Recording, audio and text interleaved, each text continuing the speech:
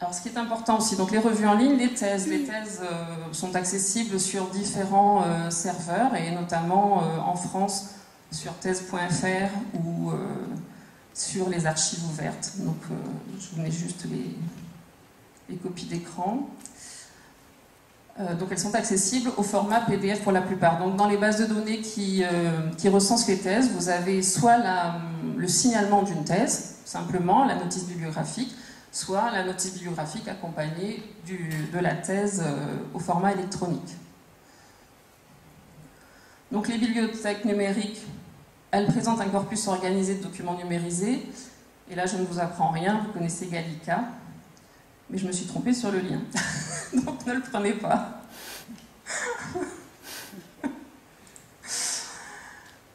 Alors, ces bibliothèques numériques sont recensées dans différents outils et bases de données. Donc, par exemple, ici, NUMES, qui est un inventaire des corpus qui sont numérisés dans l'enseignement supérieur et la recherche.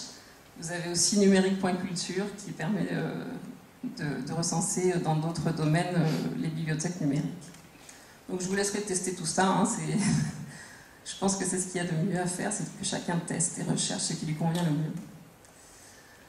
Alors, le livre numérique, qu'est-ce que c'est? Je ne vais pas aller trop loin non plus, puisque David vous en parlera après, je crois. Donc, un livre numérique, ou livre électronique, qu'on appelle aussi e-book, est un ouvrage qui est contenu dans un fichier numérique que l'on peut lire sur un écran, c'est-à-dire donc sur un ordinateur, sur une liseuse ou une tablette tactile. Là, je vous ai simplement mis une copie écran du site Numilog, qui est en fait la librairie électronique en ligne. Alors, les archives ouvertes, donc, qui est une spécificité de la recherche scientifique et de l'enseignement supérieur. On définit les archives ouvertes, je vous passe les détails techniques, comme un réservoir de données qui sont issues donc, de la recherche scientifique et de l'enseignement supérieur, et dont l'accès se veut libre et gratuit. C'est-à-dire que les chercheurs, dans les universités ou dans les instituts de recherche, publient dans des revues. Et ces revues, bien sûr, et donc ils passent des contrats avec des éditeurs. Et dans ce cadre, on ne peuvent, en principe, pas mettre en ligne les versions publiées par les éditeurs, ce qui est logique puisque les revues sont payantes. Mais, donc il existe un mouvement de révolte chez les scientifiques, et de plus en plus, ils mettent en ligne des versions différentes de publications électroniques qui existent sous d'autres formes, donc des pré-print ou des post-print articles. Donc en fait, ce sont les versions qui sont finales mais avant publication, ou éventuellement celles qui sont éditées. Des thèses notamment aussi sur les archives ouvertes sont disponibles. Donc je vous ai parlé tout à l'heure des thèses sur les archives ouvertes, donc on les retrouve par la même entrée que celle-ci. Donc c'est HAL, hyperarticle en ligne. On retrouve des tas d'autres documents numérisés, comme des rapports, voilà. Donc, alors, ça peut vous paraître lointain par rapport à votre pratique quotidienne, mais on trouve parfois des perles sur les archives ouvertes, des choses qui peuvent concerner tout un chacun, qui ne sont pas très scientifiques, en tout cas, qui peuvent présenter un intérêt pour un lecteur X ou Y, et puis surtout si ça peut vous permettre d'orienter vos lecteurs, c'est ce qui est important. Alors pour finir, et avant qu'on ne passe à la discussion parce que c'est ce qui sera plus intéressant, voilà le portail documentaire de l'université. Donc je n'ai pas été trop loin non plus. Ce que je voudrais vous montrer, c'est la variété de ressources qui sont disponibles. Donc vous avez par exemple ici des encyclopédies numériques, donc Encyclopédie Universalis, etc. Vous avez aussi l'accès à des banques de données qui vous permettent de suivre l'actualité de la presse, comme Europresse. Comme je vous l'ai indiqué tout à l'heure pour l'IRD, A2Z permet d'accéder à différentes revues électroniques de façon unifiée. Et puis ensuite des ressources spécialisées en fonction des domaines qui intéressent les enseignants-chercheurs de l'université, donc en droit, en sciences, etc. Par ce portail, vous avez accès bien sûr au catalogue des différentes bibliothèques de l'université, à des livres numériques qui sont achetés sur Numilog, à des périodiques, etc. Donc des revues papier, bien sûr le catalogue est aussi intégré, à des thèses électroniques, donc soit elles sont simplement signalées, ce sont les thèses soutenues à l'UNC qui sont signalées, d'autres qui sont accessibles au format PDF. J'espère n'avoir rien oublié. Donc vous avez différentes entrées au niveau de la bibliothèque numérique ou électronique. Donc c'est ce qui est l'université. Si vous prenez une inscription à l'université, vous avez accès à tous ces outils. C'est possible à titre individuel et à titre institutionnel. Je ne dis pas de bêtises. Alors, la différence ici entre les outils de l'IRD et ceux de l'université, ils sont à peu près identiques, à la différence près que le portail documentaire de l'université est ouvert à tout public.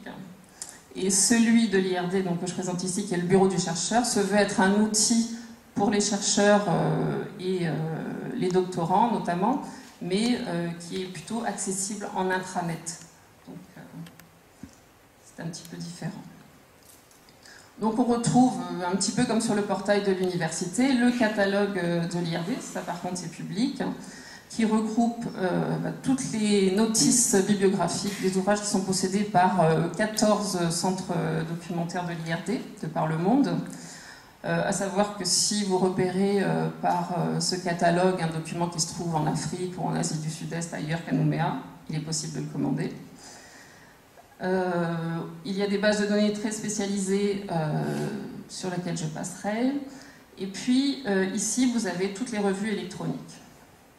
Et là, les archives ouvertes. Donc, c'est ce dont je vous parlais tout à l'heure.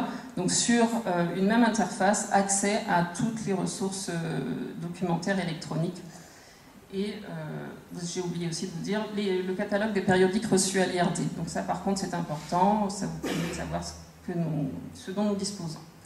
Alors juste un petit clin d'œil sur le catalogue, qui est au départ un catalogue classique et qui a été enrichi avec des textes, des pleins textes. Donc le catalogue s'appelle Horizon plein texte.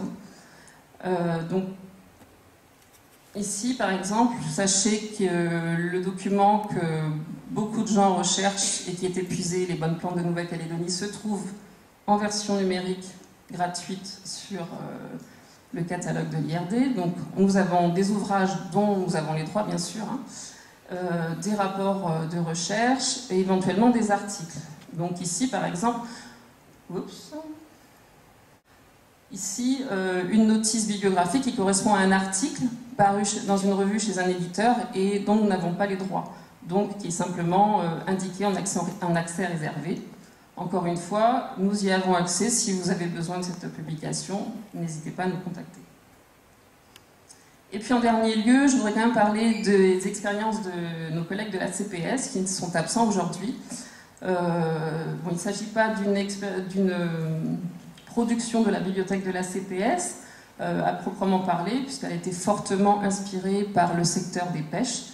Mais donc il existe une bibliothèque numérique de la CPS, du secteur des pêches de la CPS, donc qui propose l'ensemble de leurs publications au format numérique. C'est disponible sur le web, la Digital Library, mais vous pouvez aussi en demander un CD, si c'est un secteur qui vous intéresse. Et puis, tout récemment, ils ont produit un bouquin qui est disponible aussi au format électronique, e-book online, disponible aussi donc aussi disponible pour iPad, iPhone ou système Android. Donc voilà, les dernières évolutions en Nouvelle-Calédonie. Je pense que j'ai beaucoup résumé, mais j'espère que ça vous offre un panorama de ce qui se fait de façon générale et de ce qui se fait en Calédonie actuellement. C'est pas exhaustif non plus, puisque nos collègues de la DCK, des archives, de l'université vont parler de leurs expériences, mais ça vous donne un aperçu éventuellement et on pourra discuter sur ce qu'on peut faire ensemble. Voilà. Donc je vous remercie de votre attention et puis je suis tout à fait disposée à répondre aux questions, aidée par d'autres, parce que de toute façon je ne suis pas là toute seule, je pense que c'est un échange qui doit se faire entre nous.